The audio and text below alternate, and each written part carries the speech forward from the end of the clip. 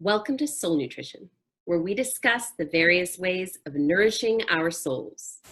I'm your host, author, speaker, and abundance coach, Reina Rose.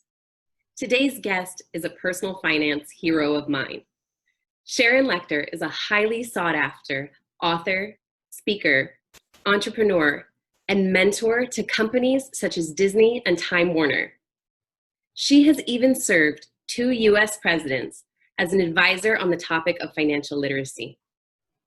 Sharon has built the world's leading personal finance brand and is considered the leading expert in financial literacy. And Sharon is a passionate philanthropist and serves as a national board member for the Childhelp organization that has been saving the lives of children across the globe from the atrocities of child abuse and neglect for over 60 years. Sharon, it is such an honor to have you on the show today. Well, I'm delighted to be with you. Thank you for inviting me, and thank you for highlighting Childhelp. It's so important, such an incredible organization, and we need all the exposure we can right now with the increase in child abuse we're suffering. So, that's right. Child abuse is up over 30%, and calls are coming in. It usually is every 10 minutes a report of child abuse is made, but it's increased over 30%. And so we want to highlight that Childhelp National Hotline is 1-800-4-A-CHILD. And parents and children can call this number at any time, 24 hours a day, and get the help they need to save the child. Parents in distress can call, children in distress can call and text. So please share that number with anybody that you know, anybody that knows children at all. Share the number 1-800-4-A-CHILD. And we want to really thank Sharon. She's coming on our Well Corona Online Summit, and she's speaking just to raise money for Childhelp. And I want to point out that those calls are people who are master's educated and above, and they are trained to deploy whatever means necessary to help these children. And those calls cost $5 a piece. So if we raise $500, that's funding 100 calls. $5,000, we're funding 1,000 calls. So really, that's why we have Sharon on here. She is just such a passionate philanthropist. And I want to just show how she's a lot like I see Abraham in the Bible. God calls Abraham to be blessed, to be a blessing. And Sharon's life has really, she has been blessed. She's learned how to do this herself. She's overflowed onto others and taught so many over the years how to be abundant as well. And now we see also this philanthropic overflow. So there's overflow after overflow. It makes me think of the verse that the floodgates are open and there's so much blessing there isn't room enough to store. So Sharon, could you share with us, how did you get here? well, it's a pretty long story. I've been around a long time, but I'll give you my Cliff Notes version. I grew up in Orlando, Florida, before Disney, and my father was retired Navy. We were lower middle class. We lived in a little tiny house between my dad's used car lot and my mother's beauty shop, and we had rental properties. We had to go scrub out the bathrooms between tenants, and we had orange groves. So I grew up in this total entrepreneurial environment, and I swore I would never be an entrepreneur.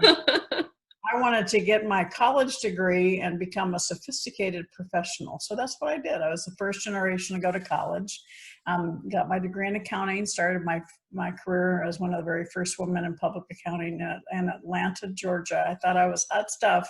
And quickly was rising through the ranks. And about the ripe old age of 25, I started thinking, I'm working a lot of hours for somebody else. Maybe I should think about working for myself. All of a sudden, my parents started looking a lot smarter. So at 25, I started my entrepreneurial career, and I've never looked back. And that's been quite a few years ago. But started first, in fact, the first place I went was a total failure, but is how I met my husband, Michael Lechter, and we're celebrating 40 years of marriage. Congratulations. So, yeah, thank you. So Napoleon Hill says, out of every adversity comes a seed of an equal or greater benefit. I got immediate feedback.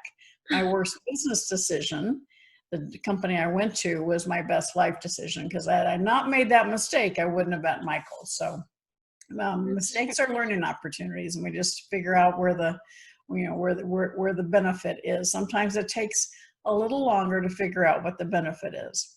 But we got married, had children, started a woman's magazine, and then I started the world's first talking children's book, books that had the sound strips down the side. We had moved to Wisconsin. I met the inventor of that, joined forces with him and helped him expand that globally. And that was when we were able to do deals with Disney, Warner Brothers, because at that time there was no internet, there was no Amazon. And so I said, well, we have this technology. Will parents trust us? This was back in the 80s.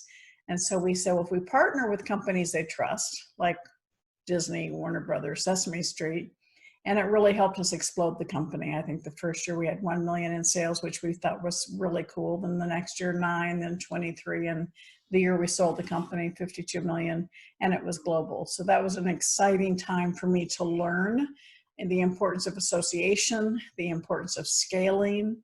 And so left that company, and that's when we moved to Arizona, and that was 30 years ago. And our oldest son went off to college in 1992, came home, left in September, came home at Christmas in credit card debt. So I was pretty mad at him. I was more mad at myself. I thought I had taught him about what my parents taught me about money. But he went there and had these tables greeting him: free pizza, free money, free t-shirt, free money, all these credit card companies. Mm-hmm. And so he had a really good time his first semester in college. But by holiday time, Christmas, it caught up to him. And so he asked us to bail him out. We said no. We haven't always made the right decisions, but that one certainly was. Took him 7 years to get out of debt and to repair his credit. But that was December of 1992, and that's when I dedicated the rest of my career to financial education and financial literacy. So you fast forward a few years, I met Robert Kiyosaki through my husband, who he had gone to see Michael about some patent work. He had this idea for a board game that I loved because it was what I was teaching people about the importance of buying, building, creating income-producing assets. I volunteered to help him commercialize it, and during that process, he asked me to become his partner.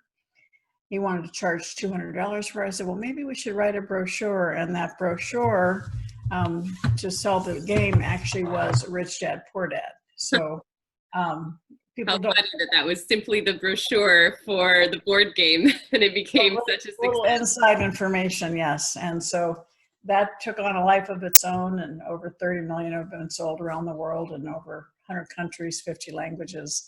And so that became 15 books that we wrote together over the 10 years. And about the 10-year mark, we started the company in 97. In 2007, I made the decision to leave because we were no longer aligned on what we wanted to do. And we know what happened to the economy in 2008. And that's when I got the phone call from President Bush asking me to be part of the first President's Advisory Council on Financial Literacy. Wow. I said both President Bush and President Obama for your viewers. So. What did you do when you got that call? Like, did you go to your husband and say, oh my gosh, it was amazing. Called me. What's that? It was amazing. Yeah. The call came on a Friday night, and I never regretted leaving Rich Dad, but sometimes you have to close a door, and I want everybody watching and listening to, this is your life. Sometimes you have to close a door for other doors of opportunity to open. I did not know what was in my future. Actually, I thought Rich Dad was my legacy. And then when I made the decision to leave, it's like, okay, next, what's next? And I wouldn't have gotten the call from President Bush had I still been at Rich Dad. And you fast forward a few more months, I get the call from Don Green from the Napoleon Hill Foundation asking me to help reinvigorate the teachings of Napoleon Hill. Now, I read Think and Grow Rich when I was 19. It really opened my eyes. And so what an incredible opportunity. Now, I wouldn't have gotten the call from Don Green had I still been at Rich Dad. Right. So again, to all of you watching and listening, is there a door in your life that you need to close that will allow new doors of opportunity to open? And so the rest is kind of history. I've written 4 books with the foundation as well. I've written a book with the AICPA. I continue to serve as a national spokesperson for the American Institute of Certified Public Accountants. And I've got my own company, Pay Your Family First. And my goal is to support women business owners, entrepreneurs of all kinds, and young people gaining the financial knowledge they need to succeed I'm all and to three. succeed and thrive. Yes, I've, you said the ripe old age of 25 earlier, and I think I was about 25 when I read Rich Dad and then Cash Flow Quadrant after that. So, it's really, yes, I love it. I have questions for you on Cash Flow Quadrant that I received from different people. So I'm keeping those in the in the mix.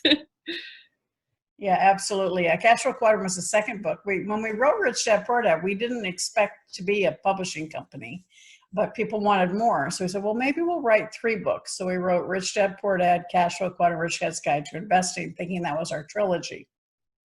But no, people wanted more and more. So we ended up writing 15 books together. Oh, During our 15. tenure. Wow. Yeah, 15. So we just okay, more and more. And then I also launched another brand called Rich Dad Advisors, where I brought in technical experts to talk about their areas of expertise. So we definitely became a book company.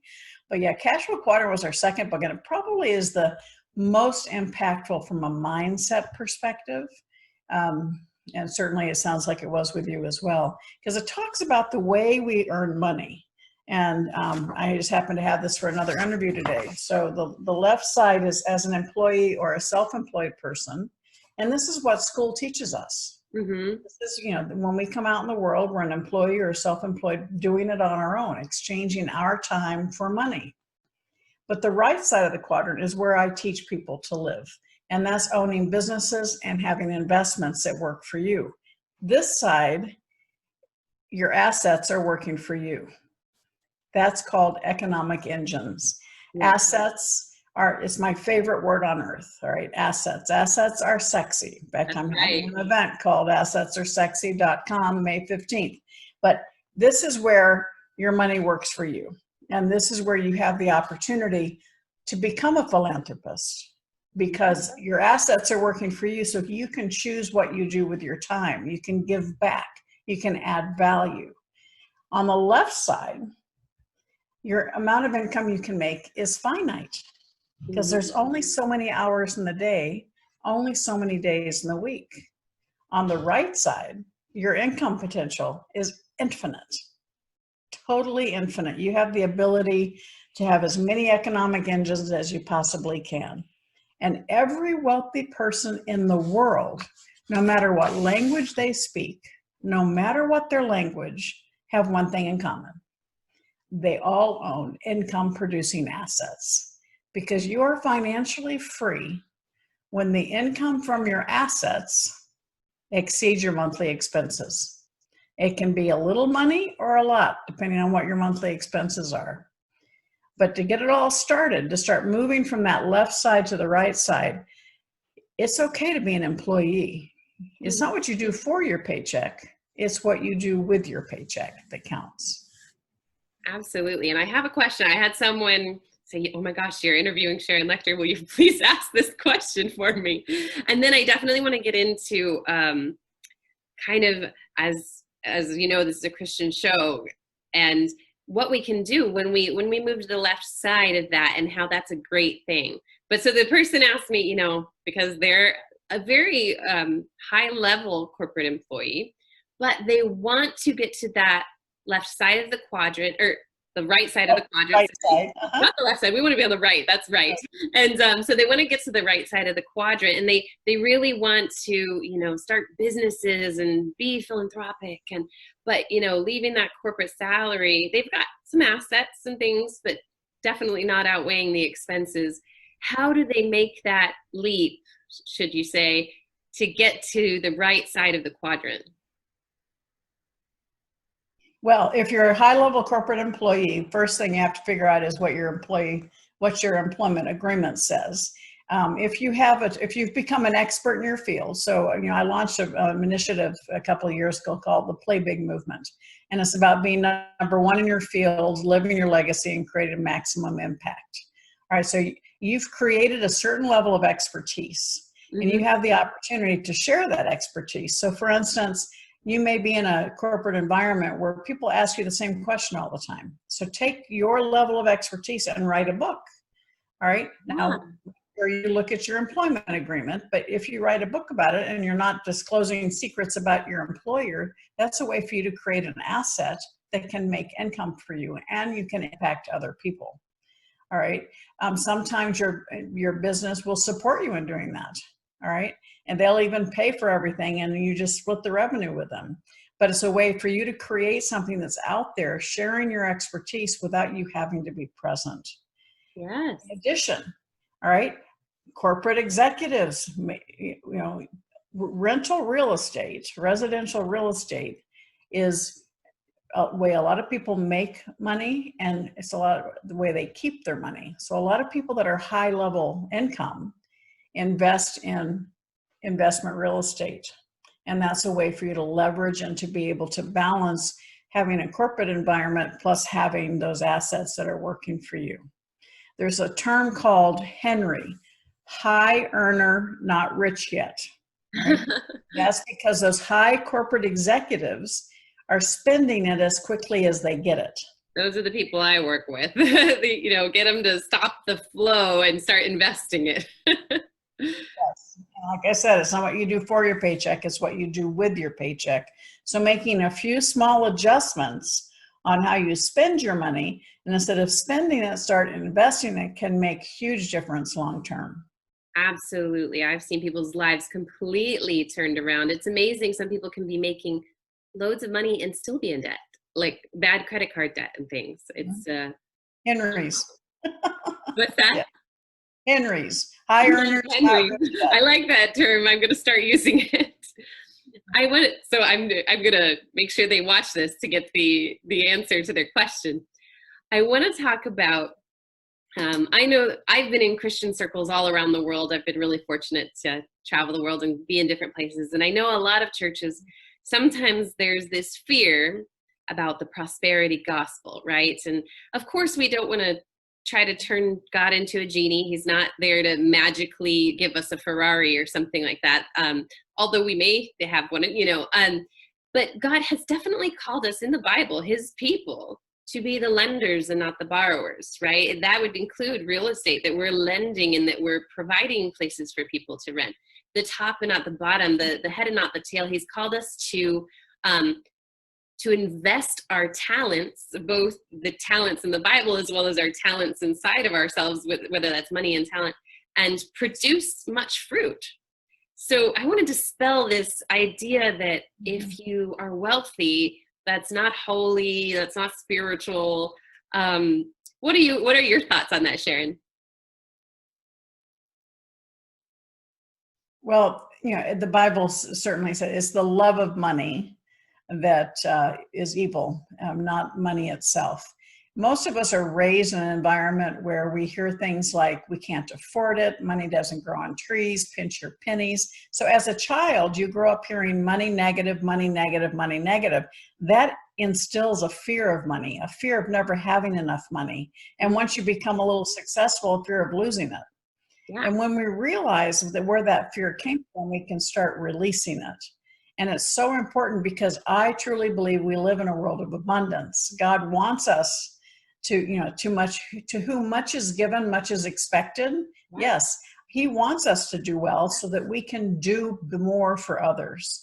And being abundant and being successful is not a dirty word, right? It is something that allows us to spend more time in a philanthropic way and in a better way of giving back. And so it's the love of money that's the problem, not the love of people and not the love of service. I tell a lot of entrepreneurs, if you remember that your business is successful if it serves a need or solves a problem. Yeah. And if you remind yourself each morning that you're serving a need or solving a problem, that gives you the inspiration, the energy to jump out of bed because it takes it outside of you. It's no longer ego, it is service. And as long as we continue adding value to the world and our service of others, then you will continue to be able to be blessed and succeed.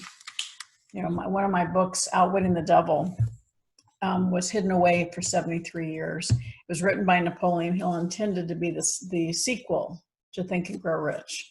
And it actually talks about fear and how fear holds us back. And a lot of people, the devil, he can say, when he writes it, he says, you can think I'm talking to the real devil or the man-made devil. Will you derive any benefit? And in it, he talks about religion. He takes it head on. He talks about sex, politics, religion, education.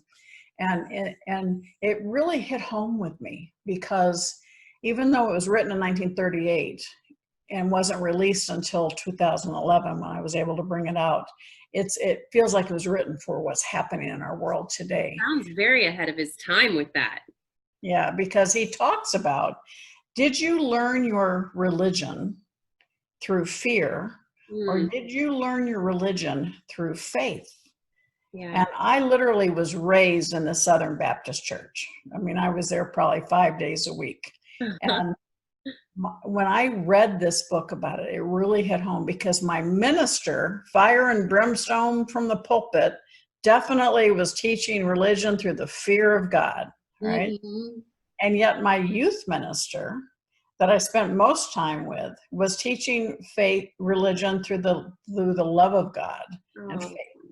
And so it really, this section in the book really hit home for me, because I could absolutely identify that religious fear versus that religious love and faith. And so many people that, people say, well, I was raised Catholic, we were raised to feel guilty about everything, or, but once we can identify where maybe some of that came from, yeah, we can start releasing it and make more room, get rid of the fear and replace it with faith. Absolutely. And I think part of that has just been a little bit of translation too, like translations of the Bible that say fear of the Lord. It's not afraid of, it's a respect, a reverence, that you come just like you would a king or queen, really in reverence. And yeah, you might be a little bit nervous, and that could be translated fear, but I think the translation fear has been has had a poor effect on English speaking minds, at least, for that translation. I tell people the fear, people say, do you still get butterflies or fear before you speak? And I go, well, when I stop getting that, I shouldn't continue doing it. But what I do now is I turn that anxiety, it's not fear, it's anxiety, it's anxiousness. And you turn that into energy. And that energy helps me project even more and be able to serve people more. And so it's how we label things, exactly what you just said. When you're labeling something fear does one of two things: paralyzes us, which most of us want to get under the covers and pull them over our head and hide away. Most of us get paralyzed by fear. But if we can identify it and say, no, I'm going to turn this fear into motion. Instead of being paralyzed, I'm going to allow it to motivate me to take action. And when you take action, you start finding that faith waiting for you. Absolutely. And I think when you can get out of that fear place and you take action, that's where you can get into the steps where you talk about you becoming the master of money and not money the master of you.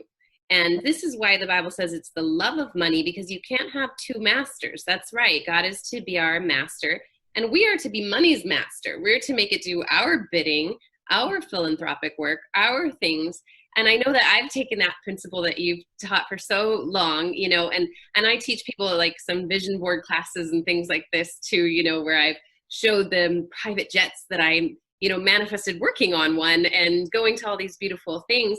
But, through this faith and just allowing God to let me be the master of the money rather than the money the master of me, and not worshiping the money, but being able to do better things with it. And I always tell people, it might start sometimes with me having all this stuff, but once you have all the stuff too, you can't help but it ends up making, like for me, it made my mom's dream come true of, going to Paris and New York. It made, my parents, and I finally got to sponsor orphans like I had always wanted to, and, fly and travel to meet them. And so, we really have to come from a place of full to be able to overflow. You can't overflow from empty. And so I love your teachings. Could you tell us more about really being the master of your money rather than the other way around? Sure. I say, are you a master of your money or a slave to it? And only you can answer that. And it is, when you lay down in bed at night, do you worry about money? Mm. And when you can get to the point where you are on the right side of the quadrant, okay, then you can release the worries about money. If you're struggling to make payment each day, or you're afraid your car is going to be repossessed, or you're afraid you're going to lose your home, that's no way to live. It actually makes you sick, because that worry causes physical anxiety. So it compromises your immune system. And I say to everybody, when you worry about money, my definition of worry is to pray for what you do not want. I'll Right? repeat that. To worry is to pray for what you do not want. And you've probably heard of the law of attraction, but if you think about it, I catch myself now, because I happen to be a champion worrier. I learned from my mother, she was the queen of worry. But now I catch myself when I have my little worry storm, and I go, okay, Sharon, instead of focusing on what I don't want to have happen, Mm-hmm. let's retool the brain and let's focus on what I do want to have happen. And that comes from, like you talk about, vision boards or visioning what you want out of life.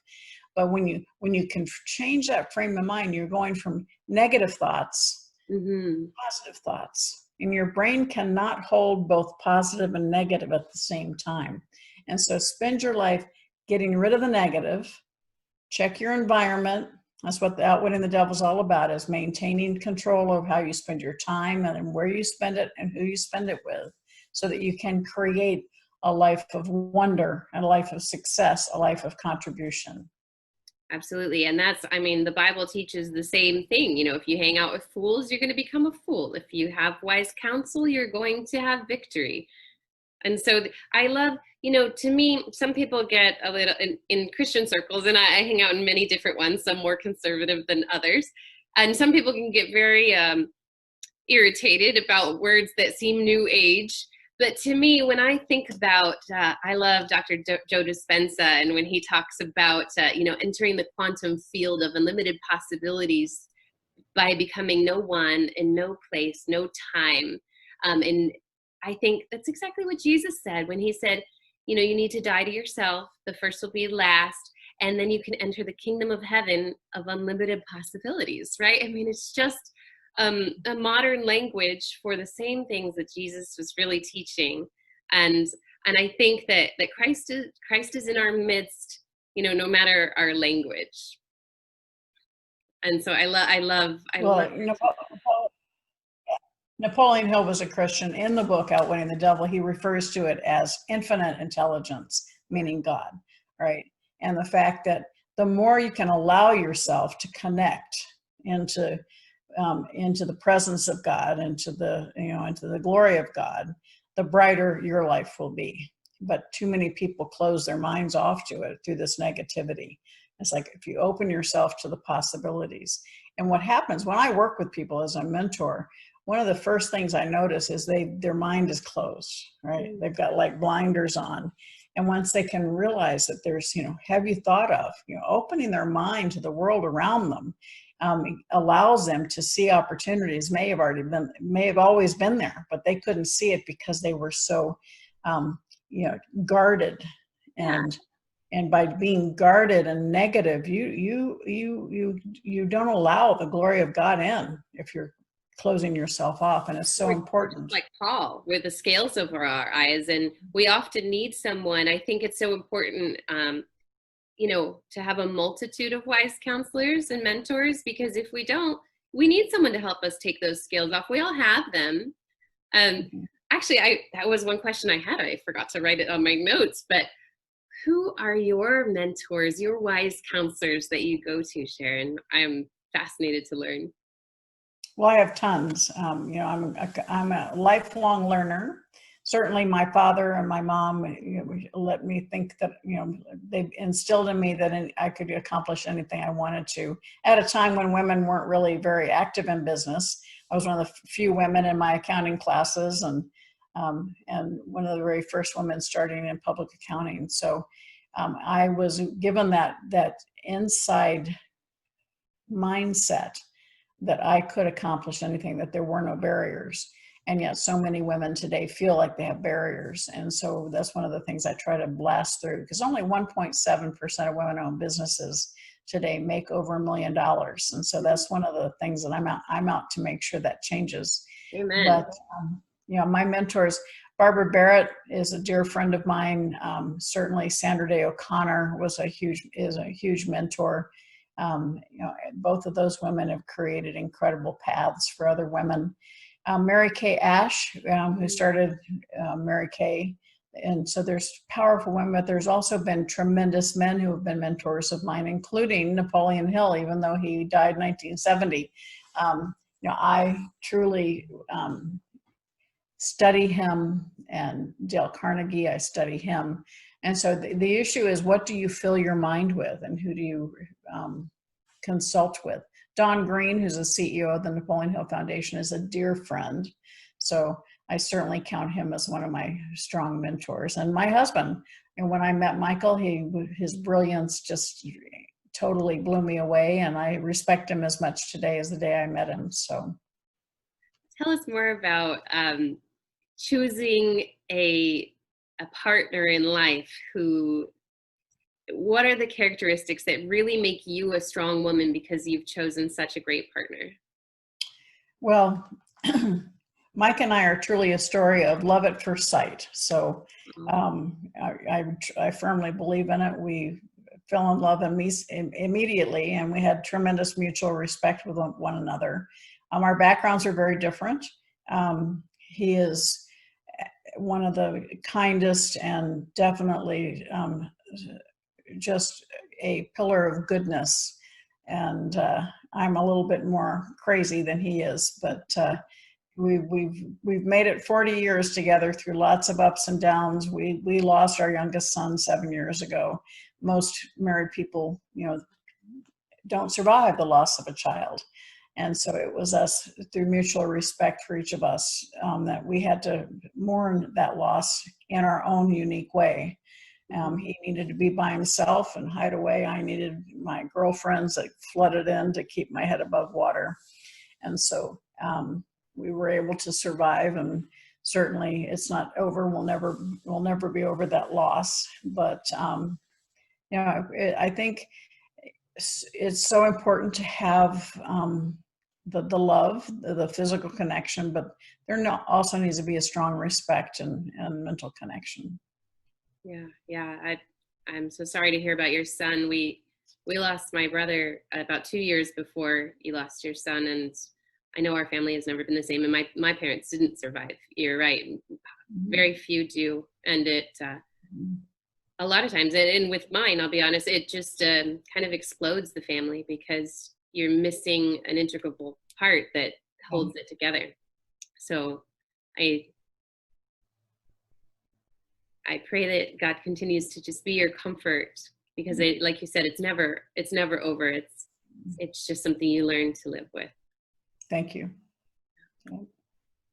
And it's a sorority. We're not supposed to outlive our children, and it's not something I welcome people into this club, but it is really important to have people surround you and support you through it, because God had a reason.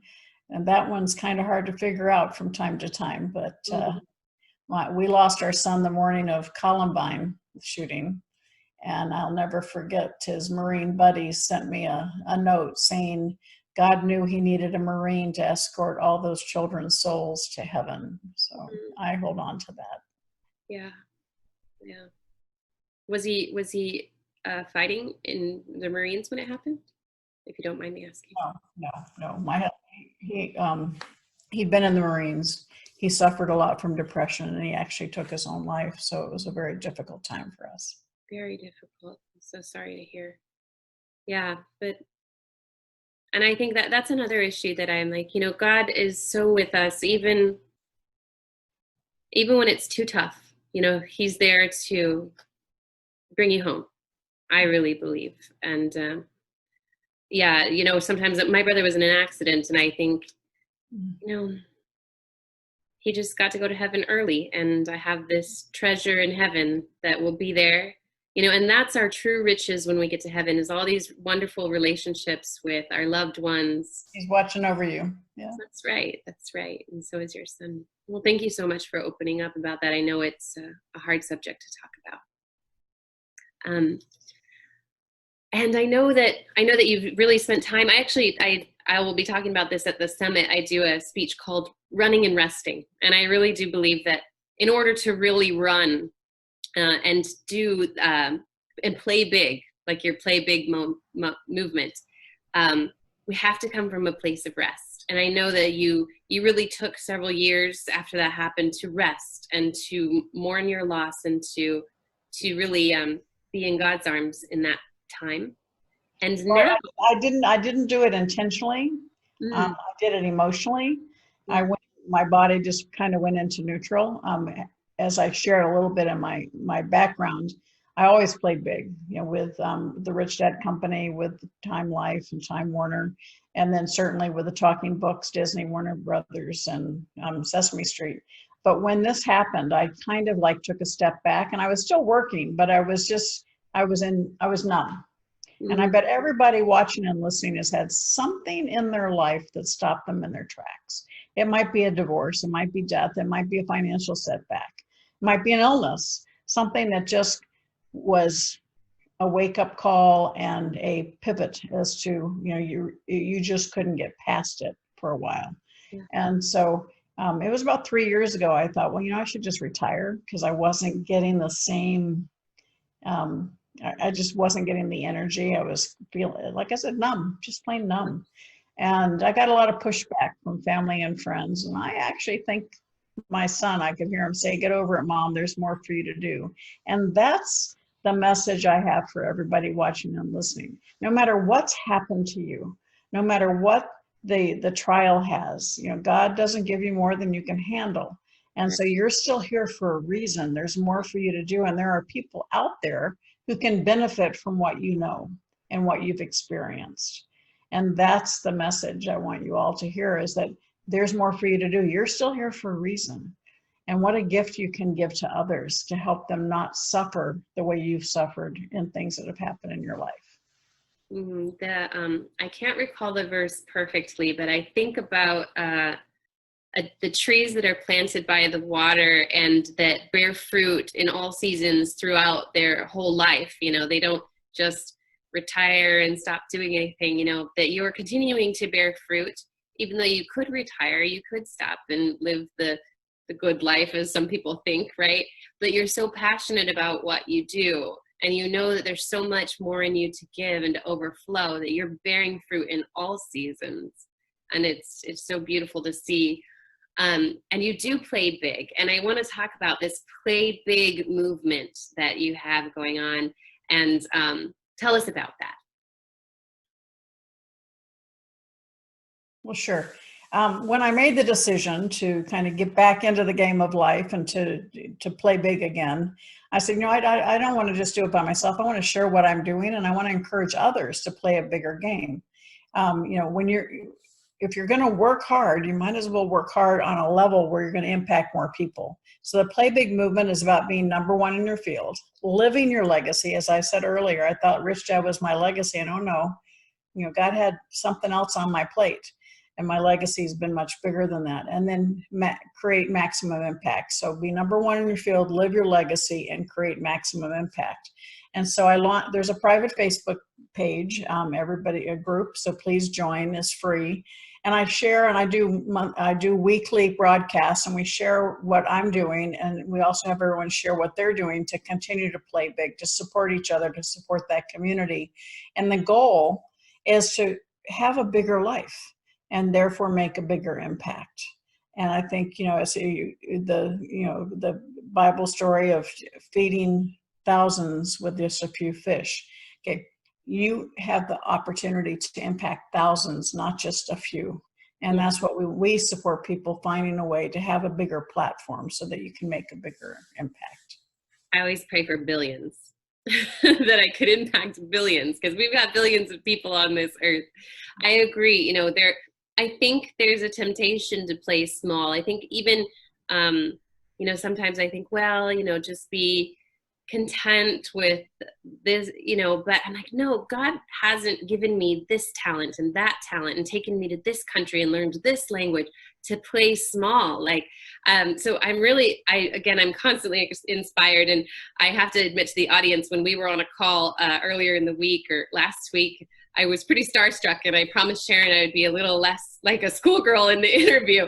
But she's really inspired me in my own life to play bigger and to, even sometimes you may be on one side of the quadrant, but you're working your way to the other. And sometimes, and I can't remember, it was one of your speeches that was talking about, the association one with, sometimes you're going to work for someone else to learn the skills so that you can work for yourself. You need to, go in and learn those skills. And I have some clients now, and I did the same thing, where, they go, oh, but I'm building someone else's dream. I said, no, they're paying you to learn the skills, and this is something that I learned from you. I implement so many of your teachings all the time, and to play big. And I encourage people. Great. That's a great compliment. Oh, That's a great compliment. So thank you. I'm so thrilled. And I encourage everybody out there. Well, I teach people.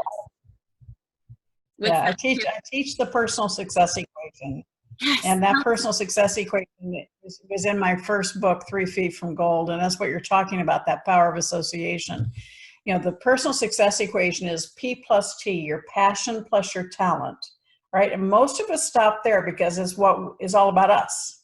Mm-hmm. But to truly be successful, there's a times A, which stands for association.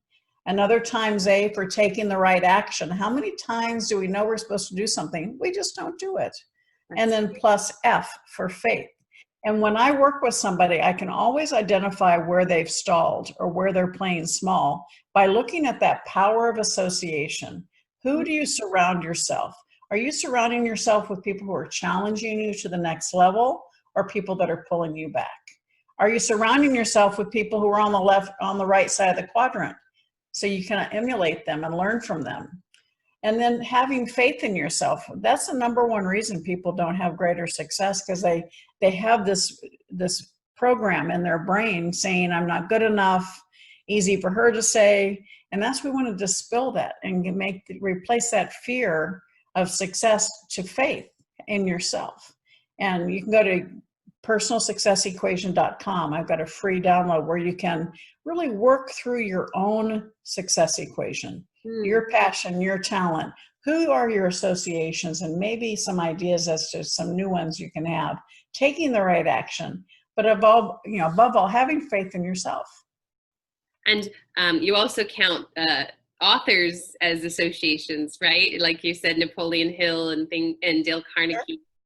Sure. I do notice when I'm not, I have some mentors, like when I was living in Monaco, I had mentors out there, that were definitely on the right side of the quadrant, and I don't get to talk to them as often. And when I'm not in my books with my, authors that are on the left side of the quadrant and teaching me, I will notice that I'll start going back into that small thinking, that I'll start going back into the left side thinking, that, oh, well, I could just settle for this, and that'd be okay, and I can be content.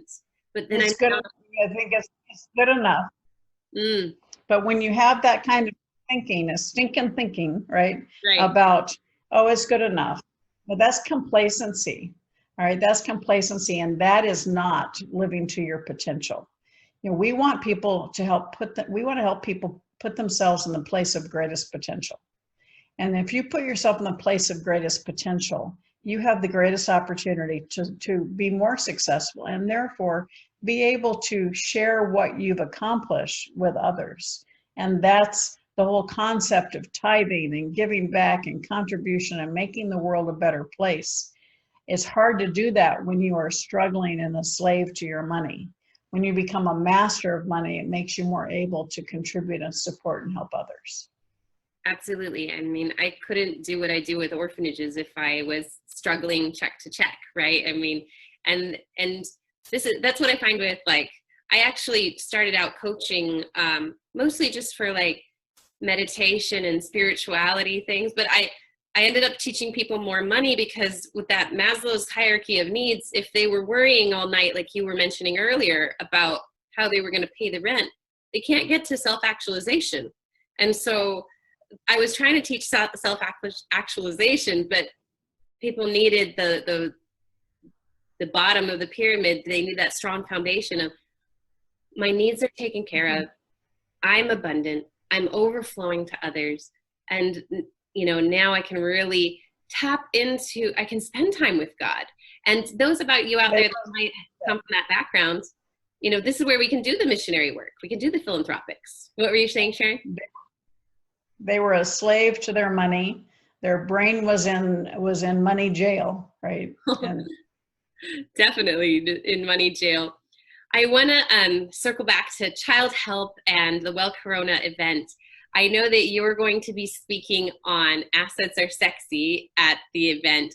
So tell us just a little sneak peek of when people come. It's going to be 4:15 Pacific on Sunday this week, and that would be 7:15 Eastern. Tell us a little sneak peek of what you're going to present. Well, I'm really looking forward to it. And certainly my whole initiative in doing this is to help bring awareness to Childhelp, and the fact that this organization has been around for 60 years, has saved well over 10, 11 million children, and continues to, and particularly during this time of life that we're in right now. There's been a 30% increase in our calls to the hotline. So it's just tragic. These kids are calling us saying, my only safe place is school, and I'm not there anymore. And it just breaks your heart. And as you mentioned, our operators are all trained professionals. While they're talking to a child or a parent, they can mobilize the right people to get there to remove a child from a bad situation. It's just so important that we continue supporting these kind of organizations. And so I'm going to be talking about my expertise when we're on, but I'm also going to talk about how it's important to do well so that you can support organizations like Childhelp. Yeah. We definitely want to support our churches and give back to charitable organizations, but Childhelp in particular, I've been on the board for probably 20 years, and we've seen it come through some rough patches when the rest of the world was going under. It was able to stay up and be able to serve the children. And those are the kids. We have five children a day die from child abuse. And I'm afraid that stat's probably been higher the last few months. And so it's so important for us to help the children. They are the innocents. We need to reach out and support them and keep them and give them the tools that they need to be able to find safety and love. And every facility for Childhelp has the banner across the door, all who enter here find love. And it is so true. Or the founders, Sarah O'Meara and Yvonne Feddersen, are angels on earth. And this is our whole, this dove is a sign of Childhelp, meaning we're giving hope to those children that come into our care. Yeah, and you're definitely bringing hope through donations and through being able to be so abundant that you overflow. I know that Childhelp is also looking for corporations, corporate sponsorships, and whatever can come in, because in this time, a lot of their fundraising is usually in in-person events. And so all in-person events, of course, are canceled until further notice right now. And so that's why we've come in with a Well Corona event to do our best to have an online event and see what we can raise there. But we ask you to go to childhelp.org/relief to their critical relief fund, where 100% of the money goes directly to these children and to get them the help they need, because these events would usually raise $1.5 million to go in and help these kids to fund those calls. And those events aren't happening. So I really encourage you, attend the Well Corona event and get a tremendous value. I mean, going to see Sharon alone would cost you hundreds of dollars, if not thousands. And, we have 100 other speakers that are thought leaders in their industry. And you get that for $19. And because it's only $19, we are continuing to ask you go. And 50 to 75% of that, depending on which link you choose, and we'll get the 75% link up on the screen so that the Childhelp affiliate link gets on there, goes to Childhelp of your ticket of the $19. But because it's so cheap and you're getting thousands of dollars worth of material, we ask that you make a larger donation. And even if you don't attend the event, go in childhelp.org/relief and please donate whatever you can. Pray in your heart and ask God, what can I really donate? And stretch yourself in faith. And God, you can never outgive God. God always blesses you in return. So, and he asks us, take care of the little children. And these little children they are little angels on earth. And it's so sad to hear. Precious. Mm-hmm. And their stories are just so sad of some of the things that they've gone through, things that some of us could never even imagine. Yeah, the children in our care and our residential programs would just break your heart. It's amazing what there's nowhere else for them to go because they're so traumatized. We have children who've been kept in cages. I mean, it's just amazing. And to see these kids turn around within our facility with the love and the guidance of our trained professionals, and love is the number one ingredient. And it's amazing to see these children just open their eyes for the first time and see that it's okay to be happy and that there are people there that care for them. And it is an amazing organization. The hotline, we are constantly raising funds. Our funding from the government is very little. Most of our funds come from private events and private donations. And as you said, those events have been hurt, and yet our need is spiking during this time. So it's so important for us to open our hearts and support Childhelp. And if you have children, right, let them participate in making those donations. And so they understand that they are a child helping another child. Yes, and if you go to the childhelp.org/relief, you can start your own critical relief fund and crowdsource with your friends. That might be something to get your children involved in. We've seen stories where children go out and raise money for other children. They donate their birthday parties. There's different ways that you can go onto that childhelp.org/relief and create your own relief fund so that you can just have that joy of raising money together as a community for these children who really need it. And this is who, Jesus called us to support the widow, the orphan, the little children. And we need to make sure we heed that calling to take care of the little children around us. Now, Sharon, do you teach any financial literacy to the kids at all? Oh, absolutely. We have a game called Thrive Time for Teens that I created to help young people. We have it at our villages. It teaches them not only money, but how important is it, the choices they make as it relates to how they spend their time and their money either drives them to success or not. It's got a lot of humor in it. And then we also have programs that we have that go into the schools for younger children, teaches them about entrepreneurship. We have something called the Guide It, which is a biz kit. It comes with a briefcase and a book for them to understand how to build a business, how to price their product, how to have a mentor to help them with it. And so, yeah, we have lots of products, and you can go to SharonLechter.com for more information about it. Yeah, for people out there, I would want my kids to have those. I want to have those products, and I want my children to have them one day so that they learn to be so abundant that they are a well overflowing, and that they can be the kids that raise money for other kids, and that our families are families that raise money for other families, because we don't want to be the families who are for and no more, right? We want to be the family who's so abundant. We're caring for those around us, because we will always have the poor, as Jesus says, that we are to care for them, because we may be entertaining angels unaware. Yes. And Sharon, you are an angel unaware who just goes around blessing children and blessing the people who get to watch your content and read your books and participate in your programs.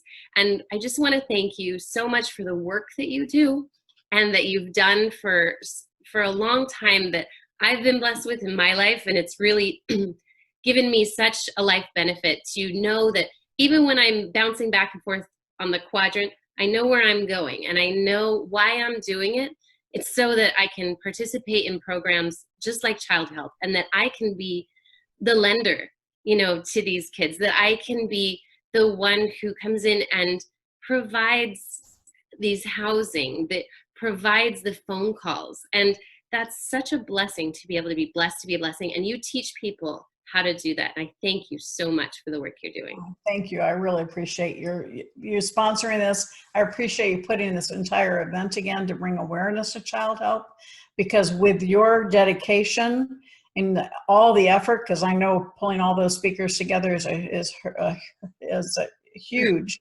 endeavor. And for you to be doing this with the children at heart and Childhelp at heart, I just encourage everybody watching and listening to elevate them and celebrate them by contributing, to show that all their effort is not in vain, that they are truly making you aware of Childhelp, aware of the incredible gift it is to our children, and they'll support even with a small donation that says this, we have a young woman she's 12 years old. Her name is Roosevelt Rawls, and she's an incredible voice. And she started an initiative, asking her friends $5 to represent the 5 children a day that die from child abuse. So I checked, just no amount is too small to be able to support the work that they're doing, so that we can answer the call when a child is in need. That's right. And the 5, it represents the 5, and it also funds one call. So if you sent $5, your call you funded could be the one that saves a child's life. So Sharon, thank you so much for taking the time to come on the show and for taking the time to be on the summit. We really appreciate you. Thank you so much for being on the show. Thank you. And I appreciate everybody's time today. And I want to applaud you for what you're doing. And I look forward to being with you on the summit. And thank you again for watching. Until I see you again, may the Lord bless and keep you, cause his face to shine upon you, and nourish your soul.